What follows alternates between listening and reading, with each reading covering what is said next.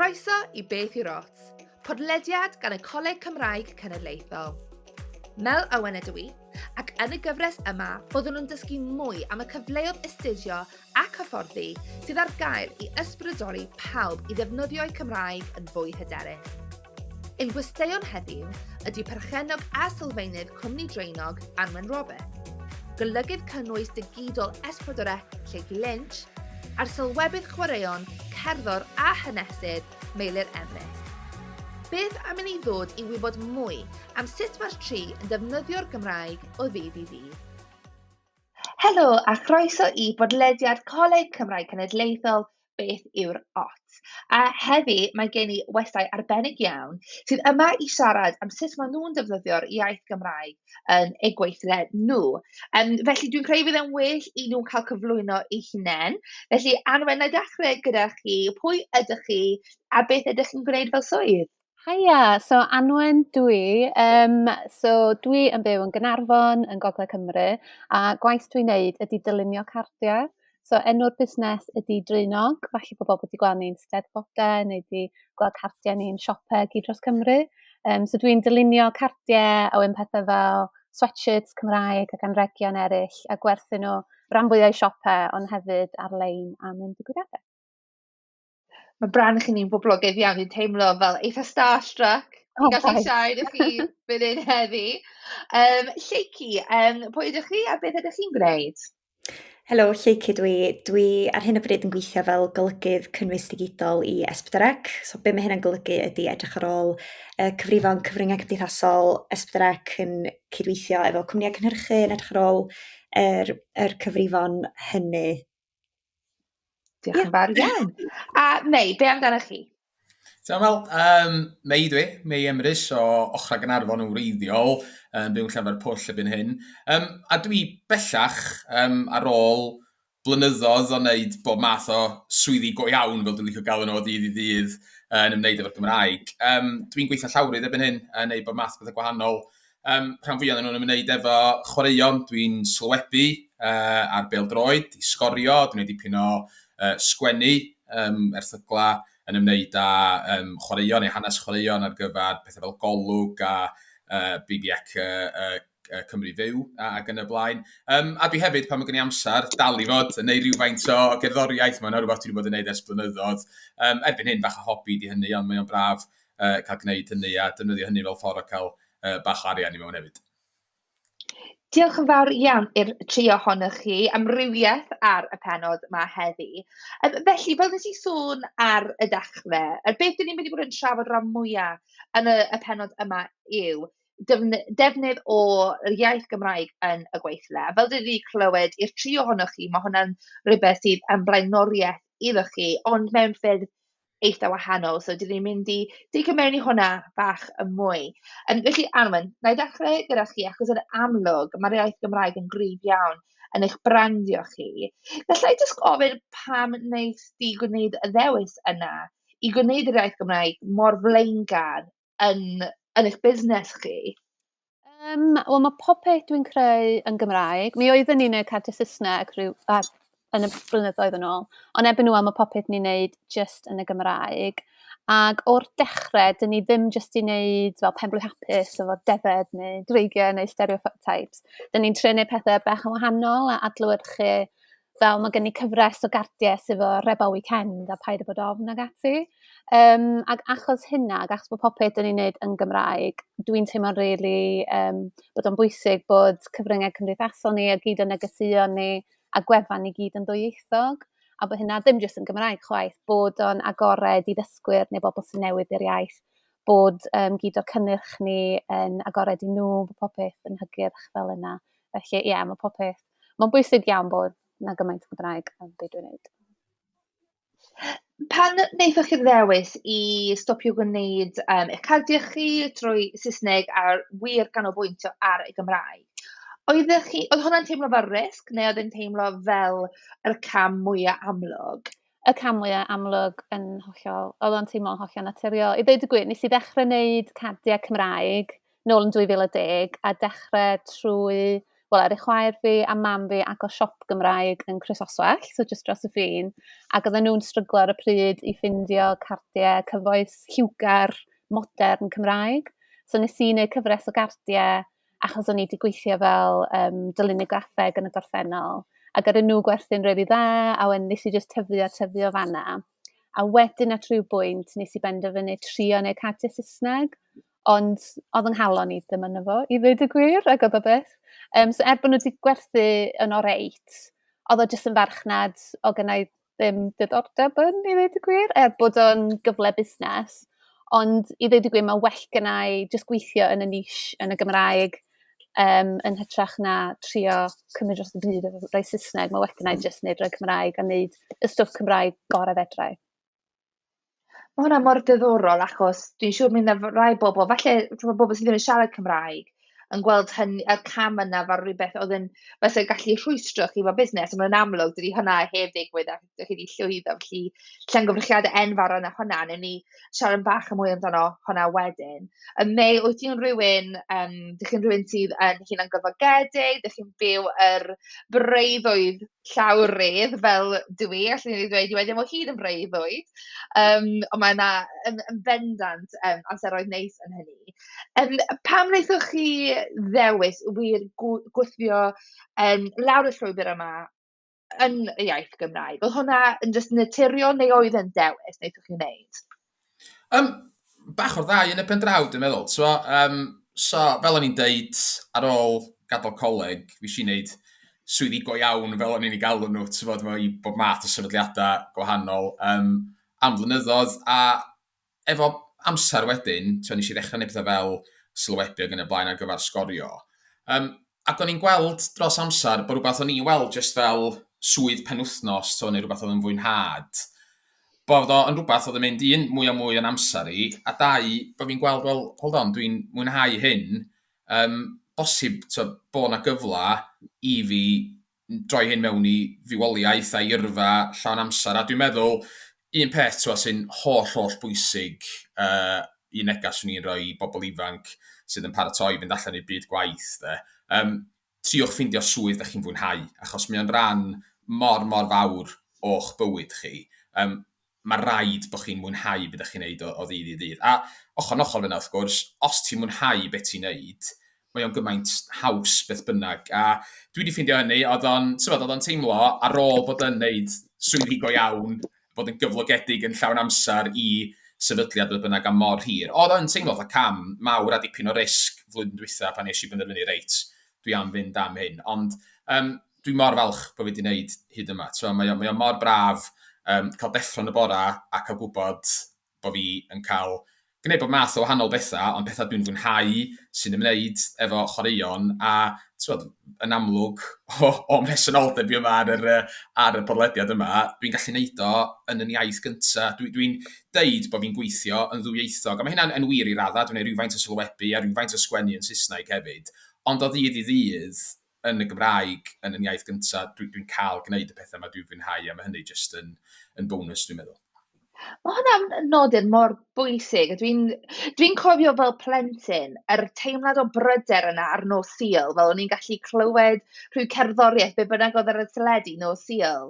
A'r yn stymog fi, a fel gwbl bod fi'n mynd i ysgol fori, ac o'n i'n meddwl, diw hwn ddim yn ffordd o fyw, gallai ddim teimlo hwn trwy gydol fy oes. A dwi'n meddwl, fel chi, dyna rhan o'r rheswm dwi wedi ddewis i fod yn hunan gyflogedig, fel bod fi'n gallu wrth gwrs, dwi'n siŵr neu chi cytuno, mae yna boreon, ti ddim eisiau dod allan o'r gwely, a ti'n fel, pam ydw i cytuno i gwneud hwn. Ond mae yna bobl sy'n pryderu, mi fydd yna diffyg opsiynau neu cyfleoedd i nhw, os maen nhw yn ddewis i weithio trwy'r iaith Gymraeg. Ond mae hwnna ddim wedi digwydd iddo chi, o gwybod ydych chi'n fwy brysur iawn i'n lwcus iawn i gach yma heddi. Wel, dwi yn teimlo'n eithriadol o lwcus, fel dwi'n dweud, dwi wedi mynd yn hynna'n gyflogedig ys llai na blwyddyn. Ac o'n i'n meddwl, swn i'n cael y mis neu ddau gyntaf i ffeindio'n rhaid, i weithio allan, pwy'n angen cysylltu efo i chwilio am waith ac yn y blaen. Ond mae wedi bod fel corwynt, swn i'n dweud hyd yma. Dwi'n sylweddoli eich fydda ddim fel am byth, ond dwi'n mor ddiolchgar o gael gwahanol gyfleoedd. A dwi'n meddwl bod y ffaith bod fi'n gweithio yn Gymraeg ac yn ddwyieithog yn help o ran hynny, achos yng Nghymru, yn wedi yn y Gymru Gymraeg, mae pobl yn kind of gwybod am ei gilydd, dydy? So maen nhw'n ffeindio allan yn eitha sydyn, o'n i'n clywed bod Meilyr Emrys wedi penderfynu mynd yn hynna'n gyflogedig. Siŵr sa fo yn gallu gwneud hyn. Yna ddigwyddiad cyn dolyg enghraifft, lle o'na rhyw glwb pêl-droed yng Nghanolbarth Cymru wedi cael rhyw grant i gael nefel sawthol, a cyn golgeidwad i mewn, ar gyfer digwyddiad. A dyn nhw'n naturiol, ddar nhw feddwl, dyn ni eisiau rhywun i gyfweld nefel sawthol. Pwy sy'n gallu gwneud hyn? Meilyr Emrys newydd fynd yn hynna'n gyflogedig, be am weld os yw'r gael. Ond dwi'n meddwl bod o werth deud hefyd, mond yn y flwyddyn dwytha, dwi wedi troi rownd a wedi cymryd y cam yma. Ond rhan o hynny, dwi'n meddwl hefyd ydy, mae pobl yn ffeindio'i ffordd os lici di ar adegau gwahanol. Oedd gyda fi ffrindiau yn yr ysgol, oedd yn gwybod yn union beth o'n eisiau gwneud o'r ysgol. Oedd yn gwybod, dwi'n mynd i coleg, a wedyn dwi'n mynd i astudio'r gyfraith a dwi'n mynd i weithio fel cyfreithiwr. Ond ein arall, ni Beth oedd eisiau gwneud erioed, oedd gweithio ac ymwneud efo cyllid. A mae'r ddau nhw wedi gwneud hynny, mae'r ddau nhw yn gwneud y swyddi yna hefyd o ddydd i ddydd yn dwyieithog. Ond do'n i'm yn gwybod be o'n eisiau gwneud, i fod yn hollol onast. Sa'n byd yn wrong efo hynny chwaith. Dwi'n gwybod bod hynny'n gallu bod yn rhywbeth sy'n gallu bod yn eitha scary i bobl ifanc. Yn wedi os nhw'n gweld bod eu ffrindiau'n gwybod be maen nhw eisiau gwneud. A bod nhw ddim yn gwybod, peidiwch y poeni mewn peth, mi newch chi ffindio eich ffordd, ffindio'ch nis yn y diwedd a mwynhau hynny gobeithio. Yn bendant, a does dim byd yn bod gyda newid eich meddwl. Chi chwaith, chi'n rhoi go ar rhywbeth, a chi sydd o'n i'n eisiau bod yn gyfreithiwr, a nawr cofi, dwi'n cyflwyno podlediadau, felly mae pethau yn gallu newid, nes i gradd yn y gyfraith, dwi'n defnyddio dim un diwrnod o'r flwyddyn, ond mi oedd yn amser dda iawn i fi. Lleucu, dych chi'n gweithio i un o'r sefydliadau mwy o blaengar Cymru, sef S4C, a dych chi'n creu cynnwys digidol ar gyfer y sianel. Be mae hwnna'n edrych fel o ddydd i ddydd i chi? Ia, so mae'r gwaith yn rili cyffroes. Dwi wrth y modd efo'n swydd, cytuno fo ti, Mei, pa mor bwysig neu beth ti'n mwynhau. A dwi sicr wedi ffindio hwnna, dwi'n cael y syndi scaries a'r syndi dread. Ond actually gwaith rili cyffroes, faint o bobl sy'n cael dweud bod nhw'n cael ei talu i wylio teledu ac i talu i fynd ar TikTok a fynd ar YouTube, dwi'n gwybod. Ond ia, mae'r gwaith mor amrywiol, so da ni'n cynnyrchu cynnwys gwreiddiol ar gyfer platfformau digidol. So, da ni'n gweithio ar Instagram, Facebook, TikTok, YouTube yn benna. A mae hynna'n gallu bod, ti'n gallu bod reit ymatebol, so mae pawb yn gwybod am y trends ti'n gweld ar y we, so da ni'n trio ymateb gymaint o phosib i'r trends hynny a trio bod ar flaen y gad yn digidol mewn gwirionedd. A da ni'n neud lot o waith datblygu syniadau hefyd, so pethau mwy ffurf hir, achos mae platform YouTube hefyd yn platform pwysig iawn, da ni'n gweithio arno fo, a mae'n just gymaint o gyfleoedd i ddod â cynnwys Cymraeg allan yna a cyrraedd pobl drwy Gymru, drwy Brydain a drwy'r byd mewn gwirionedd. Un o fideos sydd yn perfformio oreg yn ni ar YouTube ydy Dafydd Iwan yn canu Yma Hyd. 10 o filoedd o views bob mis, mae'n anhygoel. A ti'n gweld y sylwadau'n dod o bob cornel i'r wlad, bob cornel i'r byd, yn deud bod nhw'n gwylio ac yn mwynhau ac yn dathlu Cymru am byth ac Yma Hyd. A mae mor lyflu jyst gwybod bod y gwaith yna'n gallu cyffwrdd pobl o bedwar ban. Dwi'n meddwl mae'n rhyw deimlad o jyst yng Nghymru, mae'r Gymraeg yn berthnasol, ond dwi'n meddwl, mae gennym ni stori i ddeud rownd y byd mewn gwirionedd, a mae o'n gret gallu cyfrannu yn chydig bach at hynna'n sicr. Dwi'n gallu perthnasu mewn ffordd bach. Dwi'n neud ffigurau warthus ar TikTok, ond yr un TikTok sy'n o hyd yn ei dda iawn i fi, nes i clip byr iawn o'r Mari Lloyd yn y tafarn, a honna sydd yn mynd yn viral. Dim un o gwaith fi fy hunan, dim un o honna, just y clip o'r Mari Lloyd, achos mae hi'n icon, a mae pawb eisiau gweld fideos ohoni. Ond, mae nhw eisiau, dyna be mae'r bobl eisiau weld, yn y fe? Ia, yn union, mae'n ffantastig.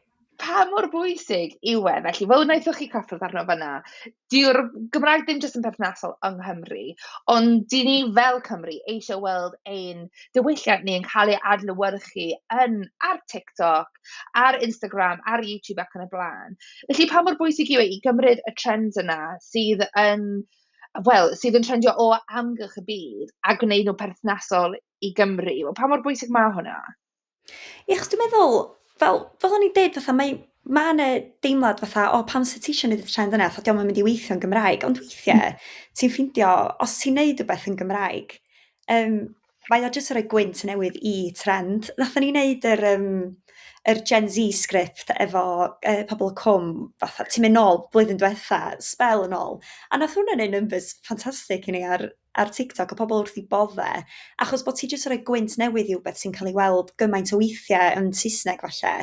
A beth ti'n gweld ydy, mae i ddefnyddio term, dwi'n mynd i licio defnyddio fo'n aml, ond fatha mae'r algorithm yn lyfio'r Gymraeg. Mae algorithm TikTok yn lyfio Cymraeg, a ti'n cyrraedd pobl, a mae'r sylwadau fatha, how did I arrive at Welsh TikTok? A fatha, how did I get here? Fatha, I've never heard Welsh since fatha, sydd yn fod yn yr ysgol neu rhywbeth fel e.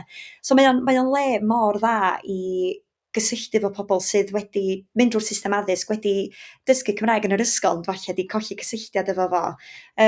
So mae o'n mor bwysig i ni wneud y mwyaf efo, a dwi'n meddwl, mae lot yn meddwl bod TikTok yn platform i just pobl plant a pobl ifanc, ond dwi'n meddwl mae yna bobl o bob oed yna. Dwi'n gwybod, ti'n neud lot ar y platform, dwi'n meddwl nid yn gorfod esbonio wrth ti, ond mae'r lle yn anhygoel, a dwi'n meddwl bod o'n gret bod ni'n cael yr hyddid i wneud hynna, trio wneud y mwyaf o'r trends. Ac yn amlwg mae platform fatha Hans, achos ti'n un o wynebau, Hans yn dweud fel ydi gweithio lot efo fo. Dwi'n meddwl bod o'n gret bod gen ni'r platformau gwahanol mae i gael arbrofi a wneud y mwyaf o'r trends a roed y spin Cymreig na i rheina hefyd. Yn bendant, fel unrhyw beth dwi'n gweithio arno, a beth dwi'n cael bobl yn sylwebu arno i mwyaf, yw, fi'n weld ti ar Hans, dwi'n meddwl be arall dwi'n neud, ond dwi'n meddwl be mae hwnna'n fraint, achos mae'r platform yn briliant, ti'n really wedi just esblygu a tyfu dros y blynyddoedd diwethaf, felly mae hwnna'n ffantastig i weld. A Anwen, dych chi ddim yn, dych chi'n defnyddio y cyfryngau cymdeithasol fel ar rei gryf yn eich brand chi? Dych chi'n hysbysebu lle dych chi'n mynd i fod, yr eitemau sydd gennych chi?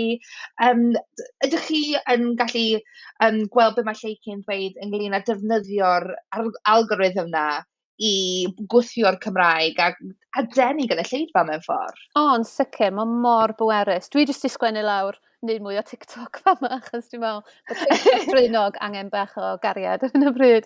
Achos dwi wedi gwneud chydig... Dwi'n cael ein ysbrydoli yn fyw ar y podlediad, dwi'n hoffi weld hwn. Achos dwi wedi gwneud chydig efo fel stwff bwncath gyda ni, sydd wedi mynd yn rili dda TikTok. Ond yn gyffredinol, achos fel cardiau Cymraeg, dwi'n meddwl amdano fo'n y ffordd yna, ond dwi'n meddwl bod yna dal potensial. Achos fel chi'n dweud, mae yna gymaint o gynulleidfa Cymraeg, a ddim jyst yng Nghymru, gyd dros y byd, sy'n defnyddio pethau fel TikTok, a mewn ffordd i gael allan i gynulleidfa newydd, a dangos y Gymraeg mewn ffordd newydd.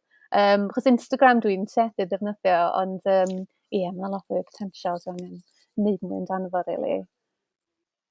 Wel, dyn ni gyd gyda lle i wneud mwy, a weithio mae hwnna'n gallu bod yn job llawn amser i fod onest, i greu cynnwys, ond dyna pam mae Lleucu'n gwneud be mae'n neud, a wneud y mor dda.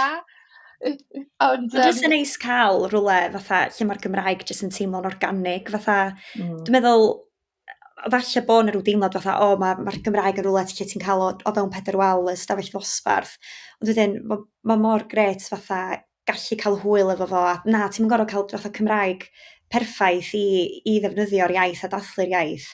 Ti'n gallu neud o'n hwyl, a ti'n gallu neud rhyw trend gwirion ar TikTok a joio fo, dydy o ddim jyst yn fatha llyfrau pethau boring ydy'r iaith sydd yn, ond gallu bod rili hwyl. Yn bendant. Dwi'n cofio na un o falle Reels neu TikToks S4C yn y sort of sioe fawr o'r rhyw ceffyl wedi rhyddhau i hunan yn redeg yn wyllio gwmpas, a oedd S4C wedi gwneud TikTok amdano fe, o'n i'n llefen yn just fel chwerthin ar y fenno, fel literally yn hela i pawb dwi'n nabod, so ddech chi'n gwneud job da iawn, mae'n rhaid i fi ddweud. Ond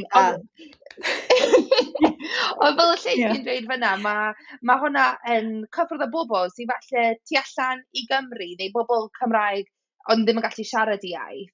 Mae nhw dal i lanio arno hwnna. A dwi'n credu bod yr un peth yn wir am sgorio. So, mae bobl dal i wylio sgorio, falle bod nhw ddim yn siarad Cymraeg, neu mae nhw ddim hyd yn oed yng Nghymru, achos mae fe'n raglen dda iawn, dych chi fyna sylwebu y dda iawn. Ond pam ydych chi'n meddwl bod e'n gallu denu gynulleidfa, falle fel arfer ddim yn dewis i wylio S4C? Dwi'n meddwl yn y blynyddoedd dwytha, mae Cymdeithas Bêl-droed Cymru wedi gwneud yn dda iawn o ran trwy bethau efo, yn wedi gers i Dafydd Iwan ganu yn y glaw, flwyddyn yn ôl. Maen nhw wedi gwneud yn hollol glir bod yr iaith Gymraeg yn rhan o hunaniaeth y tîm cenedlaethol. A be dwi'n weld pan dwi'n mynd lawr i gema pêl-droed, Gwatsio Cymru'n Gaerdydd ac yn y blaen, erbyn hyn, dwi'n gweld lot o bobl ifanc sydd, yn ddi-Gymraeg i ddeud y gwir, neu jyst yn dechrau dysgu Cymraeg. Yn bendant ddim yn hyderus yn ei iaith. Ond, oherwydd bod nhw wedi gweld bethau fel yma o hyd ac yn y blaen o syniad yma bod y Gymraeg yn rhan o frand Cymdeithas Bêl-droed Cymru, maen nhw'n gweld y Gymraeg, hyd yn oes nhw ddim yn siarad yr iaith yn rhugl eu hunan, fel rhan mawr o'i hunaniaeth eu hunan, ia? A rhan rhyfedd o hynny wedyn mewn ffordd ydy. Mae sgorio, mwy na lai bob gêm fyw da ni ddangos, mae yna ddau stream. Mae yna un stream efo sylwebydd Gymraeg a un efo sylwebydd Saesneg. Ond be da ni wedi ffindio ydy, yn ywedig gema Cymru, bod yna lot o gefnogwyr di-Gymraeg yn gwylio'r stream Gymraeg, bod nhw ddim yn dall ella'r sylwebaeth i gyd. Maen nhw'n teimlo bod hynny'n rhan o'r profiad a'r hunaniaeth o fod yn gefnogwr Cymru. A dwi'n meddwl bod o i radda, bod o wedi bod yn wir erioed, os eidi nôl, i 90au pan oedd sgorio'n dechrau.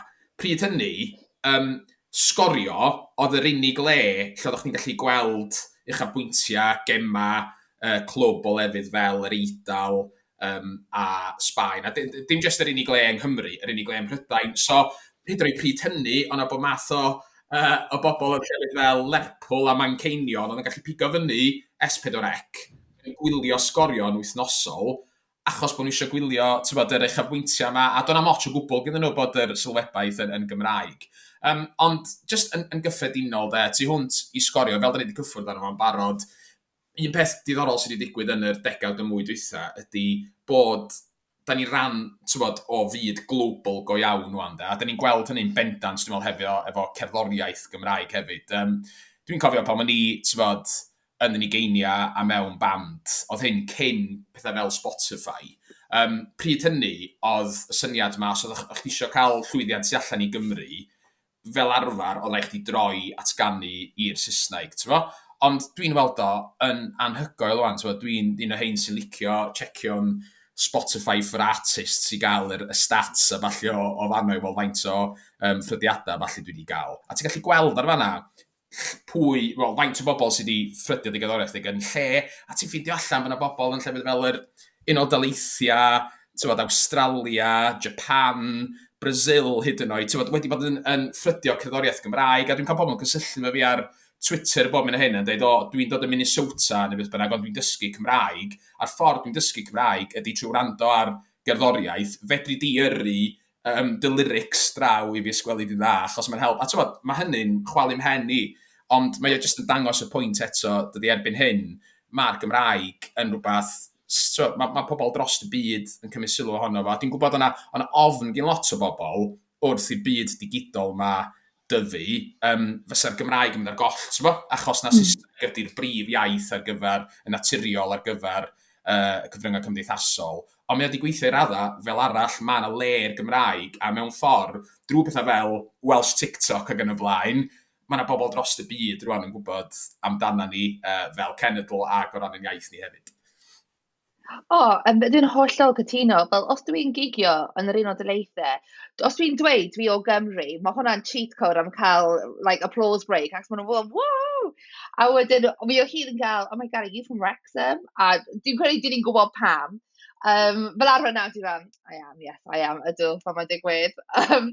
Ond na, fel ydych chi'n dweud, mae'r globalisation ma, dwi'n meddwl mewn ffordd really wedi helpu yr iaith Gymraeg, mae wedi helpu rannu'r neges. A fyddwch chi'n sôn fyna neu am brandio gyda'r pêl-droed a'r iaith wedi ymuno mewn ffordd. Chi'n gallu bod hwnna yn enwedig gyda'r tîm menywod a'r ffordd maen nhw wedi tyfu a llwyddiant nhw. A os dwi wedi bod i unrhyw match pêl-droed Cymru, mae wedi bod i'r menywod. A beth sy'n really twymo calon fi i weld gymryd blant sydd fyna.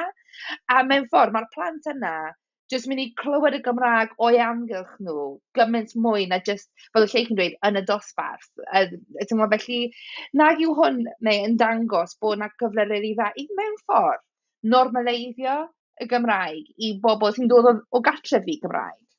Yn bendant, i fynd yn ôl at yr bobl ifanc yma, dwi'n weld pan dwi'n mynd lawr i Watsiad Cymru yn Gaerdydd, bod hynny'n gêm merchaid neu gêm y dynion.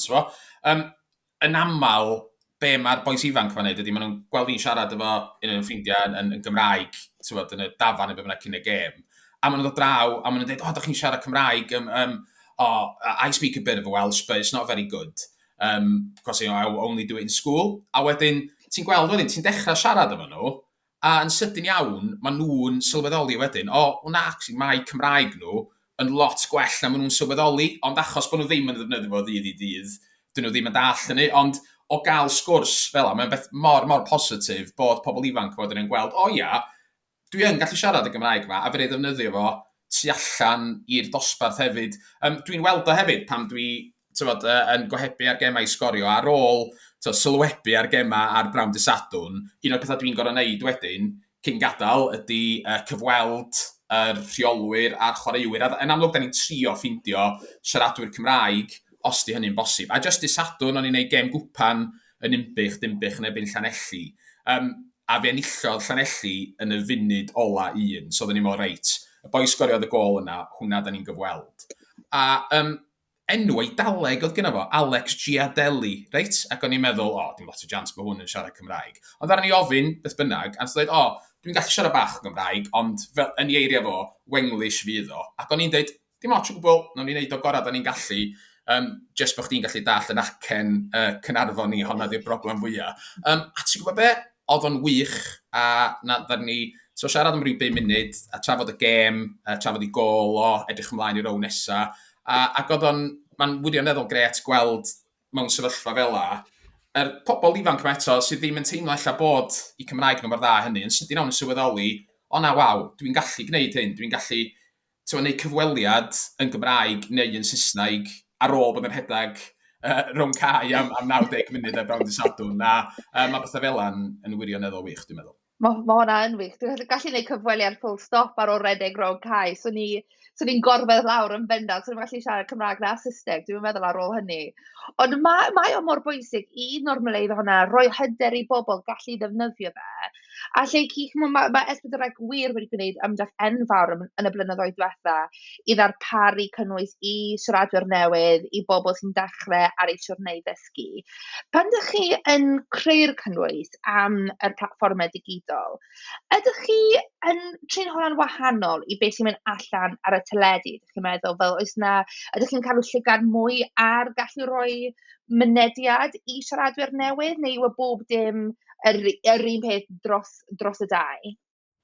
So mae gen Esbydreg adain, fatha is-frand o'r enw Esbydreg dysgu Cymraeg sy'n canolbwyntio ar darpariaeth dysgu Cymraeg, ond be da ni ddysgu, a da ni yn trio neu penderfyniadau ar sail fatha data ac ymateb, so da ni'n dysgu lot efo'n cynnwys ni. So da ni'n gweld bod os ydyn ni roed cynnwys ar Esbydreg sydd hefyd yn Gymraeg efallai ychydig yn haws i siaradwyr newydd, falle rhai sydd ddim i siarad Cymraeg i ddallt, mae o'n cael sylw ffantastig. Enghraifft yn ddiweddar, cynnwys o y llais, da ni wedi bod o'r allan o'r hyfforddwyr i gyd yn perfformio. A beth da ni wedi bod yn gwneud ydy roed is-deitle dwyieithog, so'n Gymraeg ac yn Saesneg ochr yn ochr.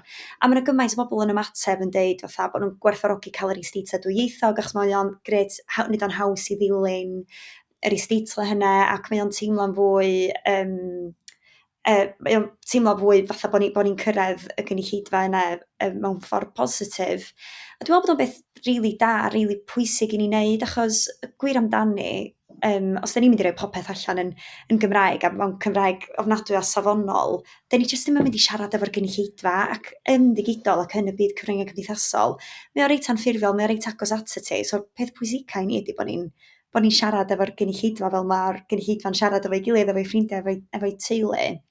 So na, mae o'n andros o positif, a dwi'n meddwl bob tro da, mae gennau rhyw fath o ticklists personol o fatha be dwi'n gallu rhagdybio sydd fel arfer yn gweithio sy'n gallu gweithio'n rili da. So unrhyw beth efo fatha celebs mawr, unrhyw beth efo Wrexham, a mae unrhyw beth chwaraeon, sgorio ar enghraifft wastad yn neud dda. Ond mae unrhyw beth sydd i wneud efo'r Gymraeg a dysgu Cymraeg a unrhyw beth am yr iaith, mae hwnna wastad yn mynd i wneud yn dda.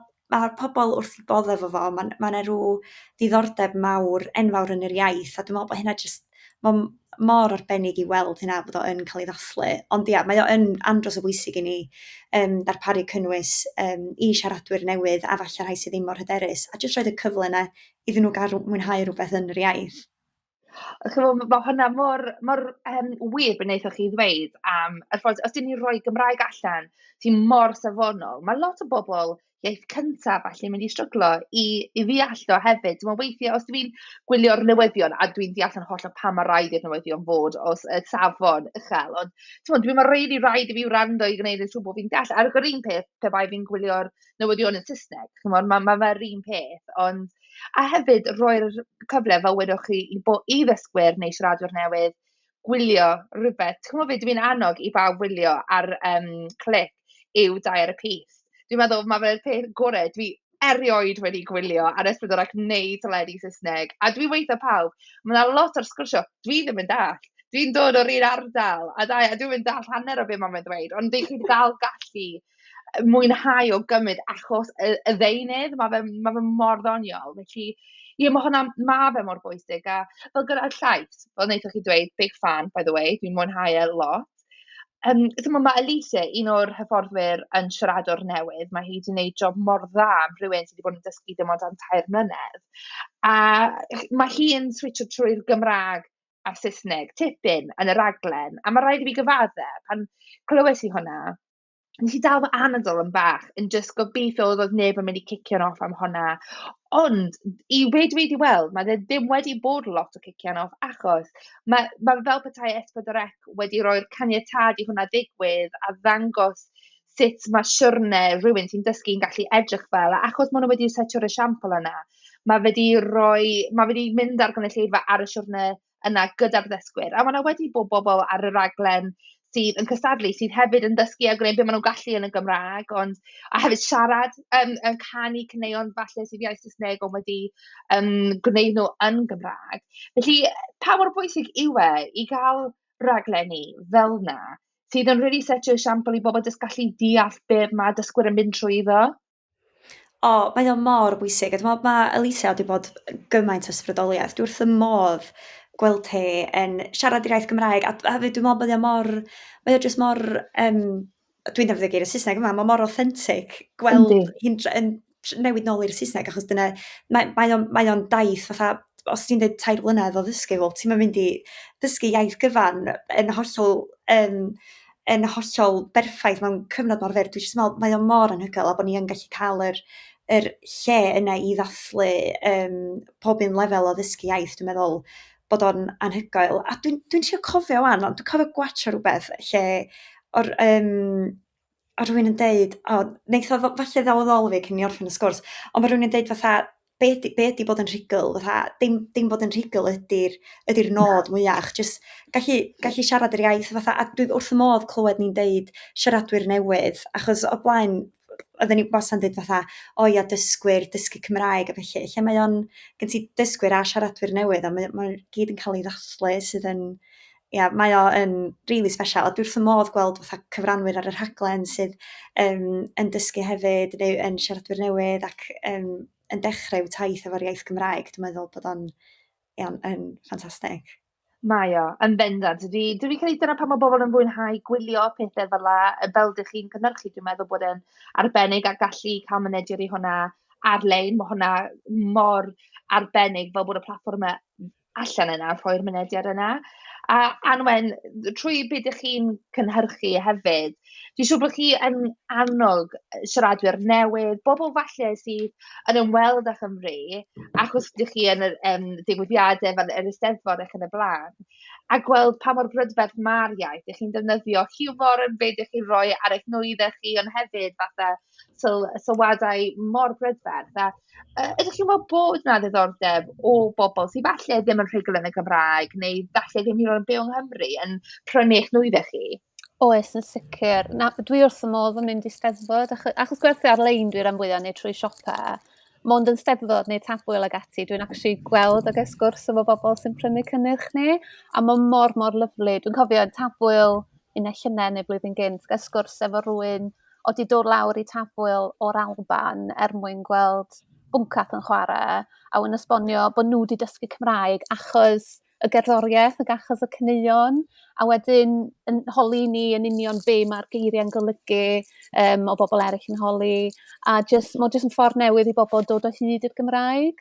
A dwi'n cofio'n steddfod yn Gaerdydd, lle oedd hi'n steddfod heb ffin, o ti ddim gorau talu do mewn, ond na gymaint o bobl rioed wedi bod i steddfod o blaen, ond wrth i boddau gweld y Gymraeg mewn ffordd mor wahanol, mor fodern, a mor fyw, a mor lliwgar.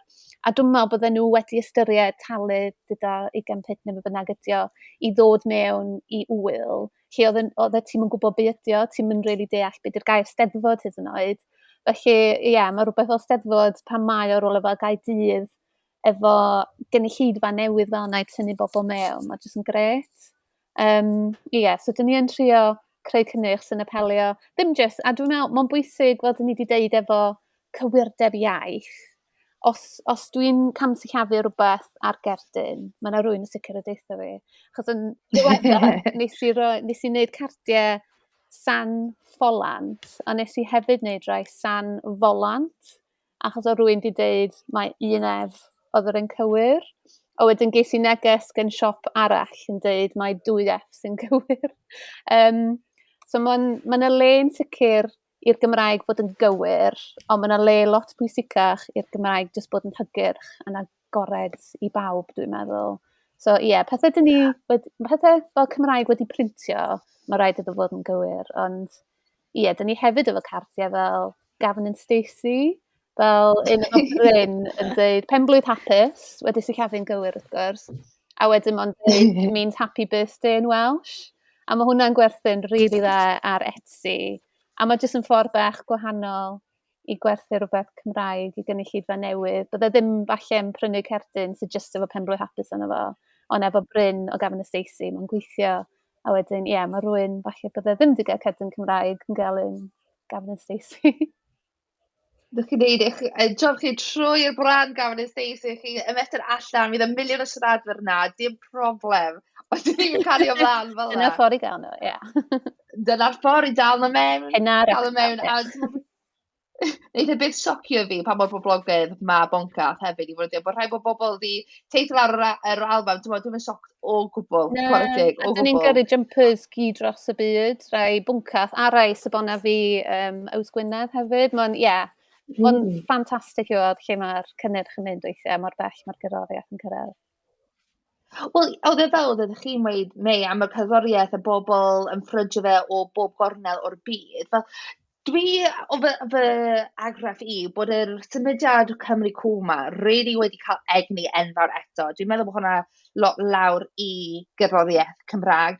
Achos mae'n gymaint i fi, os mae rhywun dweud beth mae cerddoriaeth Cymraeg fel, dwi'n gweld e fel un genre rhagor. Dwi'n ddim jyst fel dyma yw cerddoriaeth Cymraeg, mae'n gymaint ohono fe nawr. Felly dwi'n gobeithio wneud hwnna wir cario ymlaen. A Mei, ydych chi'n gweld mae dyna sut mae pethau'n mynd i fynd, fydd e bach mwy mainstream i ddefnyddio gair Saesneg, i gobeithio fydd bobl yn gwrando i gerddoriaeth Cymraeg, a dim just dewis e fel cerddoriaeth Cymraeg, fydd e just yn cerddoriaeth. Wel, dwi'n meddwl dyna, i radda, sydd yn digwydd o'n, da ni'n meddwl am Alpha, er enghraifft, so trac cyntaf erioed i gael Cymraeg cyntaf i gael ei ffrydio dros filiwn o weithiau. Dydy Alpha ddim really yn fand, bod nhw efo gitar ac yn y blaen, dyn nhw ddim yn fand roc Cymraeg traddodiadol os lyci ddyn nhw. Does da ddim lot o fandiau eraill fel Alpha di bod yn y gorffennol, maen nhw dipyn mwy hefi na hynny. Ond yr heswm nath i caneuon cyntaf nhw gyrraedd 1 miliwn o ffrydiau yna, oedd achos bod yna bobl wedi pigo fyny ar eu cerddoriaeth nhw yn Brazil, a bod nhw wedi mynd ar cwpl o playlists yn fanodd hwnnw, yn rhan mawr ono fo. Felly, eto, dim y ffaith bod nhw yn Gymraeg oedd yn bwysig, ond jyst safon i cerddoriaeth nhw. Oedd o ddim, pam o'n i mewn band, yn 20 falle, oedd rhan fwyaf fandiau Cymraeg, ddim yn seimi, ond ti'n bod, yr un math o set-up oedd o gitar ac yn y blaen. A mae yna gymaint o straeon gwych wan am genres gwahanol yn cael sylw yn wahanol llefydd. O'n i'n gweld Mr Formula, Ed Holden yn deud diwrnod o blaen. Ti'n bod, gwaith gwych mae o'n efo hip-hop yn ddwyieithog. So, rhywsut, oedd Chuck D, dwi'n meddwl oedd o, un o'r rappers enwoca o'r sort of 80au, 90au. Rhywsut wedi clywed un o'r caneuon ma ddod i wneud efo rhywun arall. A just o hynny, bod gen ti gwneud rhywun fel Chuck D mynd big up to Wales, big up to Welsh hip-hop. A mae just y syniad o pobl oedd, rhywun fel Chuck D, pan oedd o'n enwog, oedd o'n teimlo gymaint ar wahân i Gymru ar diwylliant Cymraeg. Sa chdi methu cael dau beth mor wahanol, ond yn sydyn iawn, fel mae'r byd ma di newid, fel mae'n haws i bobl glwad y Gymraeg dros y byd. Mae'n cyrraedd bob man, hyd yn oed Chuck D o bawb.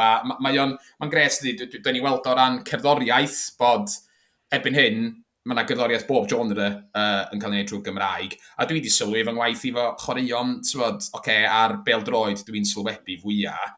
A mae yna gyfleoedd erbyn hyn i sgwennu am bob math a darlledu bob math o chwaraeon gwahanol yn Gymraeg. Dwi wrthi'n sgwennu erthygl ar hyn o bryd i Golwg ynglyn â sgio o bod ddim, jyst i gwybod bod pencampwriaethau sgio'r byd newydd fod a bod yna Gymraeg sy'n cymryd rhan.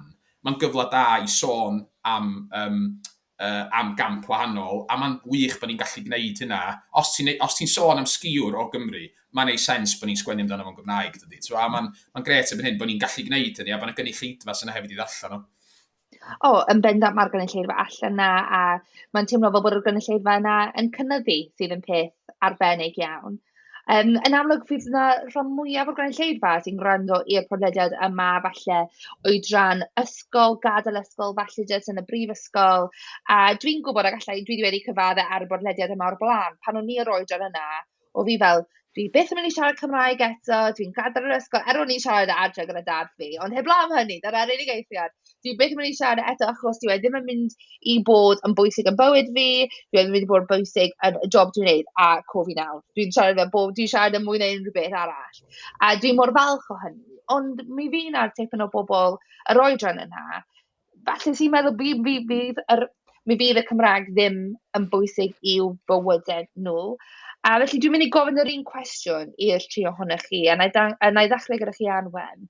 Be fysech chi'n weid o'r rhywun ifanc sydd yn gwrando, sydd yn meddwl, mae'r Gymraeg jyst ddim mynd i fod yn relevant yn bywyd fi o gwbl? Wel, be fysech chi'n dweud wrthyn nhw i'w annog nhw i barhau gyda defnyddio'r Gymraeg? Mae'r Gymraeg yn sgil mor werthfawr. Hyd yn oed, os ti'n bwriadu aros yng Nghymru, mae jyst y sgil o ddysgu iaith arall a dysgu trwy iaith arall. Mae'n jyst mynd i helpu ti beth bynnag ti'n penderfynu wneud. Pan o'n i'n ysgol, o gennau ddim syniad yn y byd be o'n i eisiau wneud. A nes i mynd mlaen i astudio Cymraeg lefel A wedyn yn coleg, achos o'n i'n mwynhau'r pwnc. A wedyn dwi mewn ffordd roundabout wedi creu swydd perffaith i fi o'n unlle, jyst i fel creu fy hun. A mae'r Gymraeg yn ganolbwynt i bobeth dwi'n neud, a dwi'n defnyddio'r sgiliau yna mewn ffyrdd swn i'n rili di dychmygu fyswn i di angen neud. A mae'n fel sgwennu pethau ffurfio, fel dwi wedi bod yn sgwennu cais ar gyfer grant, hefyd fel sgwennu ar gyfer cyfryngau cymdeithasol o pethau. So y ffyrdd o fel sgwennu mewn ffyrdd gwahanol at gynulleidfaoedd gwahanol hefyd. Dwi'n meddwl diwedd y dydd, mae'n sgil fwy na just beth ti'n dysgu mewn gwers yn yr ysgol. Mae'n lot fwy na hynna, a mae'n werthfawr, a mae diwylliant lliwgar gwych gen i ni. Felly, mae o yn sicr yn werth ac yn lot fwy na beth ti'n dysgu yn yr ysgol. Yn bendant, mae lot mwy na hynny yn bendant. A fel wedwch chi, os ydych chi ddim yn gwybod beth ydych chi eisiau gwneud gyda'r gweddill bywydau chi, dwi 29, dwi dal heb gweithio allan eto, felly peidiwch o becso, mae pethau'n mynd i bod yn oce. Lleucu, na gofyn yr un cwestiwn i chi, beth fysych chi'n dweud wrth rhywun ifanc sydd falle ddim yn meddwl bydd nhw angen y Gymraeg rhagor? Ie, dwi'n trio cofio nôl, er mwyn rhoi cyngor i rywun oedd yna, dwi'n trio cofio nôl i lle be sefyllfa o'n i yn efo pan o'n i'n 26-17 yn yr ysgol yn trio penderfynu am llwybr bywyd. A wel, mae gen i bach o gyfaddefiad i wneud, so nes i wneud Cymraeg lefel A, nes i penderfynu wneud bioleg a cemeg a mathemateg, sydd mor wahanol i lle dwi wedi glanio wan. Oedd gen i ddiddordeb mawr yn y gwyddorau ac mewn mathemateg. A nes i allu wneud y cyrsiau neu gyd drwy gyfrwng Gymraeg yn Ysgol Berwyn, big up, bala, fyma. Shout out. Shout out, ia. Ond nes i sylwi fatha, dwi'n berson credigol yn naturiol, a o ran yr pyncian, o'n i ddim yn cael fatha dihangfa credigol o'n i'n ei fwynhau. Felly nes i mynd i'r brifysgol wedyn ac astudio Cymraeg. So hwnna'n brofiad mynd i brifysgol i wneud gradd hollol wahanol i be o'n i wedi astudio yno fo. A di'n gramadeg i dal ddim cystal a yn ffrindiau fi nath wneud lefel A Cymraeg a wneud y modiwlau gramadeg, ond na fo, na roedd hynna un ochr. Ond dwi'n meddwl, mod i bod mor werthfawr i fi just cadw gafal yn yr iaith a wneud pob beth yn cysylltiedig efo'r Gymraeg, achos dwi'n aelod o'r Urdd ers fi fod yn blentyn a dwi dal leni am y flwyddyn ola yn cystadlu yn y Steddfod efo cored dal i fod. So fatha unrhyw beth i wneud efo'r diwylliant, dwi wrth fy modd efo fo. A dwi jyst meddwl, heb i fi ddallt sut mae bob dim dwi wedi wneud o'r ysgol drwy'r Urdd o fatha perfformio mewn fatha sioe cerdd yn yr ysgol, sut mae hynna i gyd i cysylltu fi i gyrraedd lle ydw i ŵan. O'n i just, mae wedi bod yn anhygoel. Dwi'n mor falch bod fi wedi dweud iawn i wneud gymaint o bethau oedd i'w wneud efo'r byd credigol yn tyfu fyny, achos dwi'n teimlo fel dwi wedi dod i swydd wan lle dwi wirioneddol mwynhau o, a mae o fel sy'n bob dim yn neud sens wan.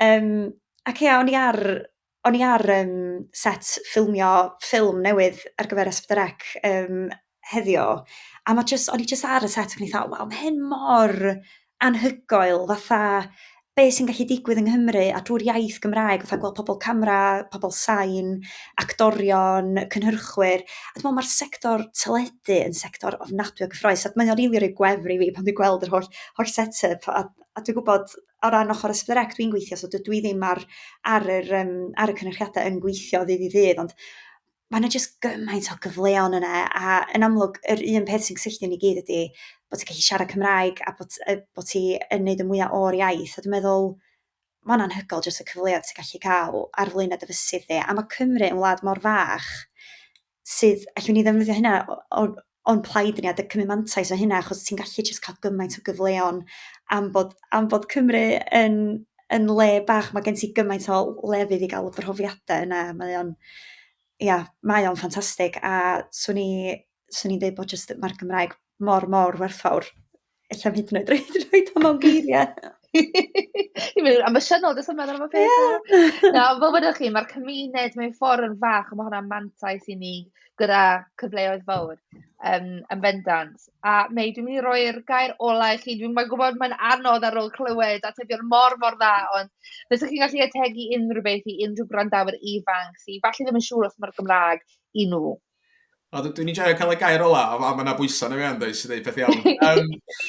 Fel ydodd Lleucu, mae yna erbyn hyn, mae yna gymaint o wahanol gyfleoedd ar gael i ddefnyddio y Gymraeg ac i weithio'n ddwyieithog.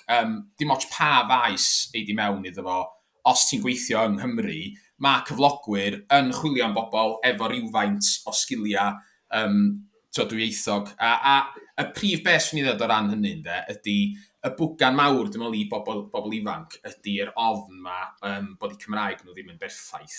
A dwi'n meddwl Lleucu nath gyffwrdd yno fo'n barod. Di Cymraeg perffaith ddim yn bodoli. Dydy Saesneg perffaith ddim yn bodoli. Sa neb yn siarad unrhyw iaith yn berffaith. Y beth pwysig yn yr rhan fwyaf gyda stenna, yn wedi yn y byd gwaith, ydy gallu cyfathrebu yn glir. A un negas dwi'n rhoi, pan dwi'n siarad efo pobl ifanc yn aml, hyd yn oed pobl ifanc sydd ddim yn mynd i ysgolion Cymraeg, mae nhw'n enwedig, dwi'n meddwl yn teimlo weithio, mae Cymraeg yn rhywbeth dwi'n neud am awr neu ddwy bob wythnos, a dyna fo. Oedd i'n arfer gweithio'r bwrdd iechyd yn y Gogledd fel swyddogaeth Gymraeg, a ni'n mynd mewn i ysgolion, a yn yr ysgolion Saesneg, mae ni'n gofyn i ddechrau fo, right, well, how many of you here today speak Welsh? Ac o'na bob tro i fi wneud ddwy law yn mynd i fyny, ac o pawb, the Welshie. A dyn nhw'n dweud, oce, iawn, na i ofyn am y ffordd wahanol ta. how many of you can do the basics in Welsh? How many of you know bore da, pannad, that kind of stuff? Ac yn sydyn iawn wedyn, oedd bob llaw yn y neuad yn mynd i fyny, ia? A y pwynt o'n i'n neud wedyn, wel, dyna fo ta, mae gen bawb yn y stafell ma rhywfaint o sgiliau dwyieithog. Os da chi'n rhoi'r eich CV, I've got some bilingual skills, I know some Welsh, da chi ddim yn deud clwydda, achos da chi yn gwybod y basics, a fydd pobl ifanc hyd yn oed iwsio hynna i'w mantais nhw. Da ni'n deud o fewn y bwrdd iechyd, enghraifft. Pan da ni'n ymwneud efo cleifion, mae o'n sefyllfa mor anodd, mae yna gymaint o bwysau ar gleifion, mae yna mor fregus. Mewn sefyllfa fel yna, unrhyw beth ti'n gallu neud i wneud bywyd nhw'n haws, mae'n bwysig bod ni'n neud o. A o'n i'n esbonio i bobl, hyd yn oed i staff oedd yn gweithio fewn y bwrdd iechyd, hyd yn oed os chi mond yn gallu deud bore da neu cynnig pannad i rywun yn iaith gyntaf nhw, mae'n anhygoel faint o wahaniaeth mae'n neud o ran gallu, jyst wneud y pobl na ddim o fwy cyfforddus a gwneud i profiad nhw well.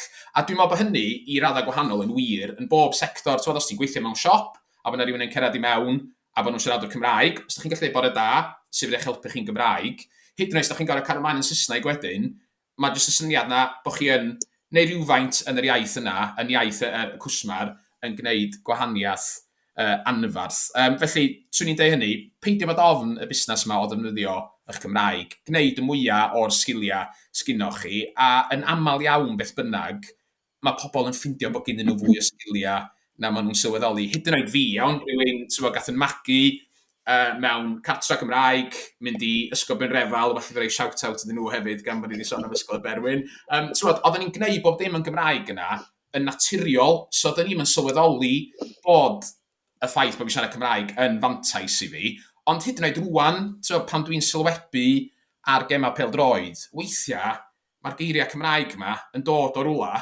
a dwi'n sylweddoli bod nhw yn yngeirfa hyd yn oed, dwi'n sylwebu ar gôl, a dwi'n sydyn o'n i'n meddwl, waw, o lle ddod hwnna wan, hwnna'n swnio dda, ond gen i'n syniad lle ddath o. A bedio, di just y ffaith bod fi wedi cael yn magu'n ddwyieithog, a bod y sgiliau mae gyda fi naturiol, a felly bod fi, diolch Beth, erbyn hyn yn gallu manteisio yn nhw, a fel o'n i'n deud, os di rhywun yn gweithio yn y byd chwaraeon, mewn teledu, mewn sbyty, lle bynnag de, mae'r ffaith bod chi'n gallu defnyddio mwy nag un iaith yn mynd i fod o fantais, so cerwch amdani de. Yn bendant. Wel, diolch enfawr i'r tri ohonoch chi. Dwi yn teimlo fy hunan fel fy mod i wedi cael ysbrydoli ar y pennod yma. Felly, gobeithio wir bydd yr gwrandawyr wedi mwynhau. Diolch i fy ngwestai arbennig, sef Anwen Roberts, Lleucu Lynch a Meilyr Emrys. Fi yw Mel Owen, a diolch yn fawr i chi am wrando.